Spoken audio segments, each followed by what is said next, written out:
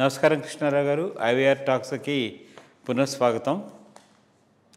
ఉదయాన్నే లేస్తే పొద్దున్నే సమాచారం న్యూస్ ఏమిటని చూస్తే హెడ్లైన్స్లో ప్రపంచంలో ఎక్కడో జరిగినటువంటి భీకరమైన యుద్ధ వాతావరణం గురించి మనం గత 2-3 ఏళ్లుగా చూస్తూనే ఉన్నాం. ఈరోజు పొద్దున్న పేపర్ తీయగానే మళ్ళీ రష్యా ఉక్రెయిన్ మధ్య శాంతి చర్చలు తిరిగి ప్రారంభమయ్యన్నారు. తీరా చూస్తే ఉక్రెయిన్ వాళ్ళు రష్యా లోపలికి వెళ్ళిపోయి మొత్తం వాళ్ళ స్థావరాలన్నింటినీ కొట్టేయడం ఇది చేశారు. అసలు దీని వెనకాల ఉండేటువంటి అదృశ్య శక్తి ఎవరు అనేది చాలా, ఎందుకంటే మనం ప్రశాంతంగా ఉన్న పక్కవాడు మనం ఉండనీయడు.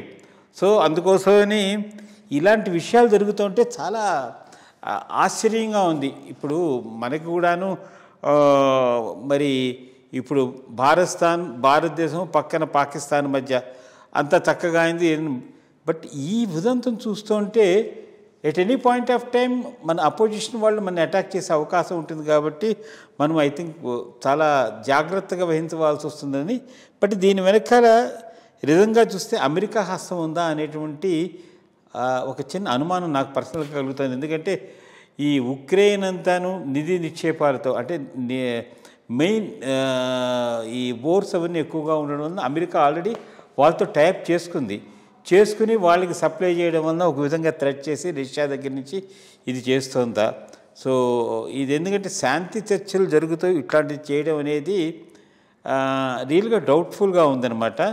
సో ఈ సడన్ ఉదంతం మీద మీ యొక్క అభిప్రాయం ఏమిటి?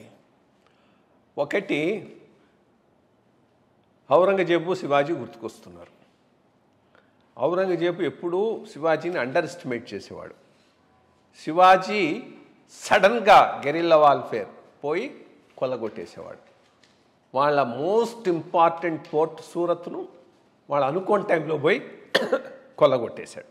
ఇట్లా అన్ని ప్రాంతాల్లో. ఈరోజు యుక్రెయిను అమెరికాతో రష్యాతో పోల్చి చూస్తే చాలా చిన్న దేశం. బట్ టాక్టికల్గా ఈరోజు పెద్ద దెబ్బ కొట్టింది.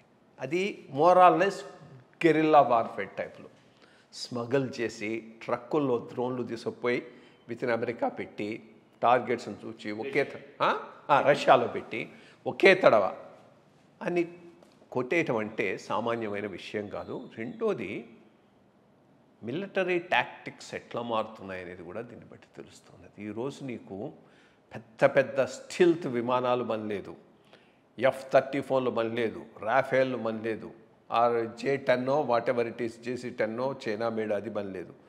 నీకు కావాల్సిందల్లా 1000 డ్రోనులు, వాటిని తీసుకుపోయే క్లాండెస్టిన్ విధానం తీసుకుపోయి అక్కడికైనా నువ్వు పెట్టగలిగితే దీని ఎఫెక్టు F-34ను తీసుకుపోయి బాంబు చేసిన దానికైనా ఎక్కువ ఉన్నది. F-34 కన్నా బాంబు చేసిన దానికైనా ఎక్కువ ఉన్నది. చీపు, చాలా చాలా చీప్. సో వరల్డ్ వైడ్గా మిలిటరీ టాక్టిక్స్ మారిపోతున్నాయి దానికి ఇది ఉదాహరణ. ఇంకా పెద్ద పెద్ద విమానాలను అంతంత డబ్బులు పెట్టి కొనాల్సిన అవసరం కూడా లేకపోవచ్చు ఫ్యూచర్లో. ఇంకా ఆర్టిఫిషియల్ ఇంటెలిజెన్స్ ఇవి వచ్చే కొద్దీ వీటిని డ్రోన్స్ను కనుక నువ్వు సరిగ్గా చేయగలిగితే పర్ఫెక్ట్గా పోయి కొట్టేస్తాయి. నీకు కావాలనుకున్నా అవి చేసి పెడతాయి. మనిషి కూడా ఉండాల్సిన అవసరం లేదు, పైలట్ చచ్చిపోతాడన్న బాధ కూడా లేదు వీటితో. సో శాటిలైట్ కంట్రోల్తో అబ్సల్యూట్ ఇంకోటి శాటిలైట్ కంట్రోల్ ఒకటి వచ్చింది. అదే టెక్నాలజీ ఇంప్రూవ్మెంట్తో కాంటూర్స్ ఆఫ్ వారే మారిపోతూ ఉన్నది. సో దీనివల్ల అడ్వాంటేజ్ ఉంది, అడ్వాంటేజ్ చిన్న దేశాలకు వస్తున్నది, అది మర్చిపోకూడదు. ఎందుకంటే కాస్ట్ ఎఫెక్టివ్. సో వాళ్ళు ఎక్కువ డబ్బులు ఖర్చు పెట్టమల్లే.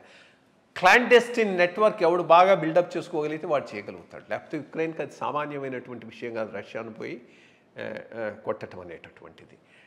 దీని వెనక అమెరికా ఉండుండొచ్చు. ఎందుకనంటే వాళ్ళిద్దరి మధ్య ట్రీటీ కోసం గట్టిగా పుష్ చేస్తున్నాడు. పుష్ చేయడంలో వాడి స్వలాభం కూడా ఉంది. మినరల్ డీల్ కోసం కూడా చూస్తూ ఉన్నాడు.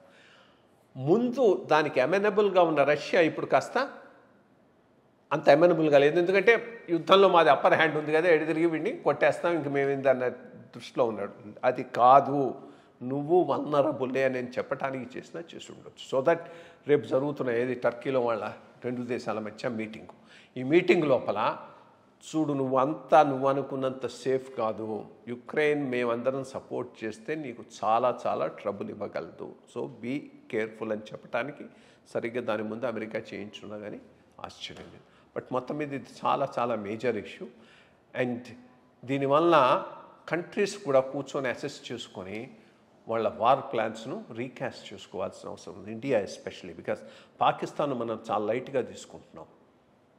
అది కాకపోవచ్చు, ఎందుకంటే రెండోది పాకిస్తాన్కి ఇండియాలో మంచి ఇంటర్నల్ నెట్వర్క్ ఉంది వాళ్ళకు.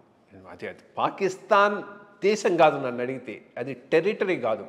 Pakistan is a notion, Pakistan is a concept. Pakistan is a concept of whom? Indian Muslims. Indian Muslims అనేవాడు చెన్నైలోనూ ఉన్నాడు, ఇండియన్ ముస్లిం అనేవాడు లాహోర్లోనూ ఉన్నాడు, ఇండియన్ ముస్లిం అనేవాడు పెషావర్లోనూ ఉన్నాడు.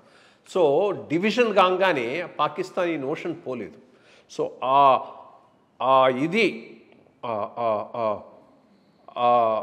కొంత బేస్ వాళ్ళకి ఇక్కడ ఉన్నది, ఆ బేస్ను ఉపయోగించుకొని ఏమైనా చేయొచ్చు. సో కాబట్టి ఇండియా యుద్ధం విషయంలో స్ట్రాటజీస్లో చాలా చాలా కేర్ఫుల్గా ముందుకు పోవాల్సిన అవసరం తెలియజేస్తుంది.